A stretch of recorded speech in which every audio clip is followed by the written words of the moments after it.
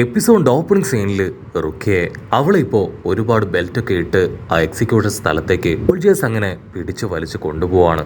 അതേസമയം അവൾ റാഞ്ചിക്ക് ഇപ്പൊ ഒരുപാട് പരുക്കുകൾ പറ്റിയ കാര്യം അതങ്ങനെ സെൻസ് ചെയ്യാണ്. അവൾ ഒരു സെക്കൻഡ് ആ കാര്യങ്ങളെല്ലാം ഓർത്ത് പൊട്ടിക്കരയും. അങ്ങനെ ഒരുപാട് വിഷമത്തില് തല താഴ്ത്തിയിരിക്കുന്ന അതേസമയം ക്യാപ്റ്റൻ ഗിൻ അവൻ അവിടേക്ക് വന്ന് റുക്കിയെ നോക്കും. റുക്കിയെ തല ഉയർത്തി അവനെ നോക്കുന്ന സമയം അവൻ എപ്പോഴത്തേതും പോലെ ടെററായിട്ട് അവളെ നോക്കി ചിരിക്കുകയാണ്. അവൾക്ക് ആ ചിരി കാണുമ്പോൾ തന്നെ അവൾ ആദ്യമായിട്ട് ഗിന്നിനെ കണ്ട ആ ഒരു കാര്യം ആലോചിക്കും.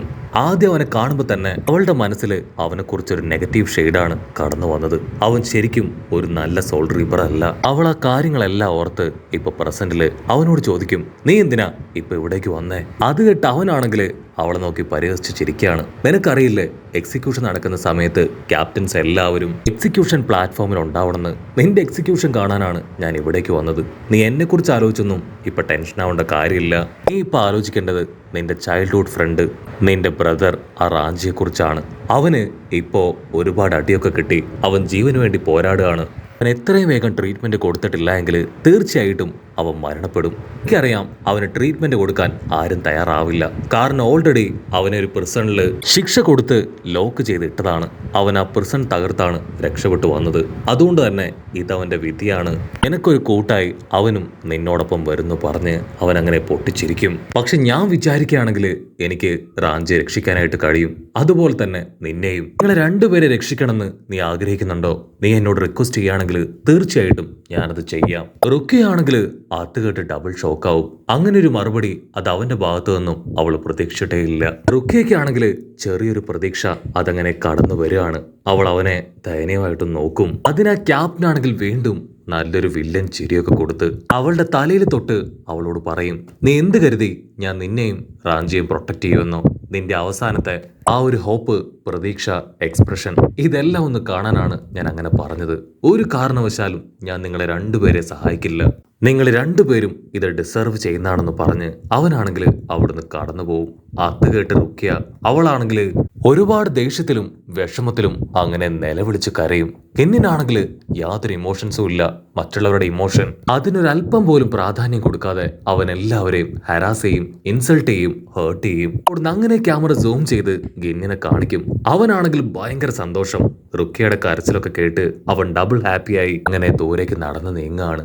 കട്ട് ചെയ്താ ഇവിടെ സെറാക്കിയും ആ രണ്ട് ക്യാപ്റ്റൻസും അവരാണെങ്കിൽ മണിക്കൂറുകളായി അമ്പൻ ആയുധങ്ങളും ആക്ഷൻസും ഒക്കെ ഇട്ട് പൊരിഞ്ഞ അട്ടിയിടി ബഹളം. ക്യാപ്റ്റൻ തോഷിനാണെങ്കിൽ ക്യാപ്റ്റൻ സെറാക്കിയെ അറ്റാക്ക് ചെയ്ത് ആളോട് ചോദിക്കും, സത്യത്തില് നിങ്ങൾക്ക് ഒരുപാട് സ്പെഷ്യാലിറ്റി ഇല്ലേ? ചില പ്രത്യേക കഴിവുകളൊക്കെ നിങ്ങൾക്കില്ലേ? എന്തുകൊണ്ട് ബാൻഗായിയെ അതിനെ റിലീസ് ചെയ്തുകൂടാ? മാത്രമല്ല നിങ്ങളൊരു ക്യാപ്റ്റൻ അല്ലേ? ഒരു ക്യാപ്റ്റനായി മാറണമെങ്കിൽ ഒരുപാട് എക്സാംസിലൂടെ കടന്നു പോകണം. അതിനോടൊപ്പം തന്നെ മറ്റാറ് ക്യാപ്റ്റന്റെ റിക്വസ്റ്റും സജഷനും ആവശ്യമാണ്. അതിനുശേഷം അവസാനത്തെ സ്റ്റെപ്പായി ഏതെങ്കിലും ഒരു ക്യാപ്റ്റനെ ഫൈറ്റ് ചെയ്ത് തോൽപ്പിക്കണം. ഇത്രയും പ്രോസസ്സിലൂടെ കടന്നു പോയതിനു ശേഷമല്ലേ നിങ്ങളൊരു ക്യാപ്റ്റനായി മാറിയത്. ഇതിനു മുൻപ് ഒരുപാട് ക്യാപ്റ്റൻസിനെ നിങ്ങൾ അറ്റാക്ക് ചെയ്തിട്ടില്ലേ? എന്നിട്ടും എന്തുകൊണ്ടാണ് നിങ്ങളിപ്പോ വളരെ വീക്കായിട്ട് ഫൈറ്റ് ചെയ്യുന്നതെന്ന് അവൻ സെറാക്കിയെ നോക്കി കളിയാക്കി ചോദിക്കും. സെറാക്കി ആണെങ്കിൽ ഇതെല്ലാം കേട്ട് ടെൻസ്ഡായി അവനോട് പറയും, നീ മണ്ടനെ പോലെ ഓരോരോ ചോദ്യങ്ങൾ ചോദിക്കാതെ മര്യാദയ്ക്ക് ഫൈറ്റ് ചെയ്യ്. നിന്റെ യഥാർത്ഥ ഫൈറ്റിംഗ് സ്കില്ല് അതെനിക്ക് കാണിച്ചതാ. അത് കേൾക്കേണ്ട താമസം. അവൻ ഫുൾ കലിപ്പില് അവന്റെ സ്ക്വാഡൊക്കെ എടുത്ത് ഇപ്പൊ അവന്റെ ബാങ്കായെ റിലീസ് ചെയ്യാൻ തുടങ്ങും. അവന്റെ ബാങ്കായെ റിലീസ് ചെയ്യേണ്ട താമസം ഒരുപാട് സർക്കിൾസ് അങ്ങനെ ക്രിയേറ്റ് ആവും. ആ സർക്കിൾസ് ആണെങ്കിൽ ചുറ്റും ഉണ്ടായിരുന്ന ലൈറ്റ്സ് അതിനെല്ലാം അബ്സോർബ് ചെയ്തെടുത്ത് ഇപ്പൊ വലിയൊരു ബ്ലാക്ക് സ്പിയർ ആയിട്ട് അങ്ങനെ മാറി വരികയാണ്. അത് കാണുമ്പോ നമ്മുടെ സെറാക്കിക്ക് അല്പം പേടിയും ടെൻഷനും ഒക്കെ തോന്നും. സെറാക്കി അങ്ങനെ പകച്ചു നിൽക്കുന്ന അതേസമയം ക്യാപ്റ്റൻ തോഷിൻ ആളാണെങ്കിൽ സ്ക്വാഡ് ഉപയോഗിച്ച് സെറാക്കി അച്ചറം പൊച്ചറം വെട്ടി അങ്ങനെ പരിക്കേൽപ്പിച്ചുകൊണ്ടിരിക്കുകയാണ്. സെറാക്കി ആണെങ്കിൽ ആ ഒരു അറ്റാക്കിൽ വീക്ക് ആവുകയാണ്. അത് മനസ്സിലാക്കിയ തോഷി അവനാണെങ്കിൽ വീണ്ടും വീണ്ടും സെറാക്കി അറ്റാക്ക് ചെയ്തുകൊണ്ടേയിരിക്കും. അങ്ങനെ അറ്റാക്ക് ചെയ്യുകയാണെങ്കിൽ സെറാക്കി ഈസി ആയിട്ട് തോൽപ്പിക്കാമെന്ന് അവന് മനസ്സിലാവും. സെറാക്കി ആണെങ്കിൽ ഒരുപാട് നേരം ആ അറ്റാക്കുകളെല്ലാം സഹിച്ച് അങ്ങനെ നിൽക്കും. വേറെ വഴിയില്ലാതെ ഇപ്പൊ അറ്റാക്കുകളെ പ്രിവെന്റ് ചെയ്ത് അവന്റെ കൂടുതൽ അറ്റാക്കിൽ നിന്നും അവിടുന്ന് ഓടി രക്ഷപ്പെടാനായിട്ട് സെറാക്കി ശ്രമിക്കും. തോഷനാണെങ്കിൽ ഭയങ്കര അത്ഭുതം. സെറാക്കി ഇപ്പോ അവന്റെ പഞ്ചിനെ പ്രതിരോധിച്ച് മുൻപോട്ടേക്ക് കുതിക്കുകയാണ്. അപ്പൊ അവിടുന്ന് അങ്ങനെ സൂം ഔട്ട് ചെയ്ത ആ സ്പിയറിന്റെ പുറത്തായിട്ട് ക്യാപ്റ്റൻ തോഷിന്റെ ലൂട്ടനന്റ് അവനാണെങ്കിൽ ഓപ്പോസിറ്റുള്ള ആളോട് പറയും, എന്റെ മാസ്റ്ററിന്റെ ഫൈറ്റ് അത് ഇതുവരെ അവസാനിച്ചിട്ടില്ല. എന്റെ മാസ്റ്ററിന് ഒരുപാട് പവർ ഉണ്ട്. ആ പവറിന് മുൻപിൽ ഒരു കാരണവശാലും സെറാക്കിക്ക് പിടിച്ചു നിൽക്കാനാവില്ല എന്ന് പറഞ്ഞ് അവനിപ്പോ അവന്റെ പവർ റിലീസ് ചെയ്ത് അവന്റെ ഓപ്പോസിറ്റ് നിൽക്കുന്നവന്റെ അടുത്തേക്ക് അങ്ങനെ ചാടി വരികയാണ്.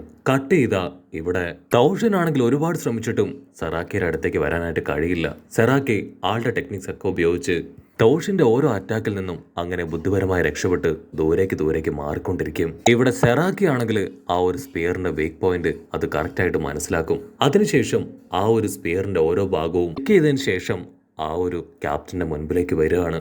സെറാക്കിക്കാണെങ്കിൽ ഇപ്പൊ ടോഷിന്റെ പഞ്ച് എല്ലാം തന്നെ ടോച്ച് ചെയ്ത് അതിനെ ബ്ലോക്ക് ചെയ്യാനായിട്ട് പറ്റുന്നുണ്ട്. പക്ഷെ തിരികെ എങ്ങനെ ടോഷിനെ അറ്റാക്ക് ചെയ്യണം, തോൽപ്പിക്കണം എന്ന് മാത്രം അവന് മനസ്സിലാവാതെ അങ്ങനെ കൺഫ്യൂസ്ഡ് ആയിട്ട് നിൽക്കും. സെറാക്കി അങ്ങനെ ആലോചിച്ച് നിൽക്കുന്ന അതേ സമയം ടോഷിൻ അവന്റെ സ്ക്വാഡ് എടുത്ത് സെറാക്കിയുടെ നെഞ്ചിൽ തന്നെ കുത്തി അങ്ങോട്ട് കയറ്റും. ടോഷിന്റെ കൈ അത് സെറാക്കിയുടെ ഹാർട്ടിന്റെ ഭാഗത്തേക്ക് വരികയാണ്. ടോഷിനാണെങ്കിൽ തീർത്തു പറയും, മാസ്റ്റർ സെറാക്കി, നിങ്ങളുടെ ജീവൻ അതിപ്പോ എന്റെ കയ്യിലാണ്. നിങ്ങളെ ഇനി രക്ഷിക്കാൻ ആരെ കൊണ്ട് സാധിക്കില്ല. പക്ഷെ അടുത്ത നിമിഷം സെറാക്കി ആളാണെങ്കിൽ ടോഷിൻ എക്സ്പെക്ട് ചെയ്യാത്തൊരു മൂവ്മെന്റ് നടത്തുകയാണ്. സെറാക്കി ആളുടെ സ്ക്വാഡ് ഉപയോഗിച്ച് അവന്റെ തല തന്നെ തകർത്ത് കളയും. അടുത്ത നിമിഷം ആ സ്പിയർ അങ്ങനെ പൊട്ടിത്തെറിക്കും. അടുത്ത നിമിഷം കൂമ അവിടേക്ക് ചാടി വീണ് അവർ രണ്ടുപേരെയും പിടിച്ചു മാറ്റും. സെറാക്കിയുടെ അറ്റാക്കില് കൂമയുടെ തലയിലുണ്ടായിരുന്ന ആ ഹെൽമെറ്റ് അതങ്ങനെ തകർന്ന് താഴെ വീഴുകയാണ്. സെറാക്കി ആണെങ്കിൽ ആ ഒരു ഫൈറ്റിൽ ജയിച്ചു. കോമയുടെ റിയൽ ഫേസ് കണ്ട് ഇപ്പൊ നമ്മുടെ സെറാക്കി ചിരിക്കും. ഓ, നിന്റെ ഫേസ് ഇങ്ങനെയായിരുന്നു, നിന്നെ കാണാൻ ഒരു കുറുക്കനെ പോലെയുണ്ട്. സാധാരണ എന്നെയാണ് എല്ലാവരും മോൺസ്റ്റർ ഫേസ് എന്ന് വിളിക്കുന്നത്, പക്ഷേ ശരിക്കും മോൺസ്റ്റർ അത് നീയാണെന്ന് പറഞ്ഞ് സെറാക്കി ആണെങ്കിൽ കോമയെ കളിയാക്കും. അലി കയറിയ കോമയാണെങ്കിൽ അടുത്ത സെക്കൻഡ് അവന്റെ ബാങ്കായി അവിടെ ക്രിയേറ്റ് ചെയ്യാണ്. ഒരു മോൺസ്റ്റർ അത് പുറത്തേക്ക് വരും. പക്ഷേ സെറാക്കിക്കാണെങ്കിൽ അത് കണ്ടിട്ട് യാതൊരു കൂസലുമില്ല. അവൻ ഹാപ്പി ആയിട്ട് ആ മോൺസ്റ്ററിനെ നോക്കും. അങ്ങനെ അവിടെ വെച്ച് ഈ ഒരു എപ്പിസോഡും അവസാനിക്കുന്നു. എപ്പിസോഡ് ഇഷ്ടപ്പെടുകയാണെങ്കിൽ തീർച്ചയായിട്ടും ലൈക്ക് ചെയ്യാനും കമന്റ് ചെയ്യാനും ഷെയർ ചെയ്യാനും മറക്കല്ലേ. അടുത്തൊരു അടിപൊളി എപ്പിസോഡുമായിട്ട് കാണുന്നവരെ it's me with Mallu episode.